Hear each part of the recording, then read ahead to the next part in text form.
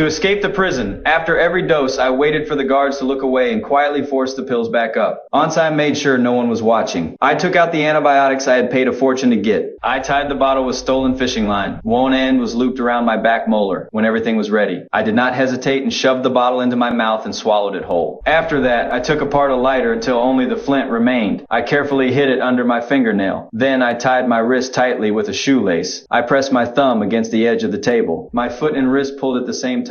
My thumb twisted out of place in an instant. The pain exploded straight into my head. I clenched my teeth and made sure not to let out a sound, because I knew this was my only chance to leave this place. I was carrying 2 lives on my back and was under strict watch. I thought I would rot in this prison forever. Then fate suddenly left a crack. The warden's son was diagnosed with blood cancer, and only my bone marrow was a match. He had no choice but to come to me. He wanted me to donate my bone marrow. I agreed, but I set my conditions. I was allowed to smoke in prison, and I could freely enter the library. He thought it was nothing serious. To save his son, he accepted without hesitation. What he did not know was that he had already stepped into my trap. Smoking was never my real goal. What I truly wanted was the flint inside the lighter. The library was just a cover. What I needed was the complete layout of the hospital. When everything was finally in place, under guard escort, I was taken into the hospital. My hands were bound behind my back so could not access my marrow. While they were still discussing what to do next, I had already quietly moved the bottle of antibiotics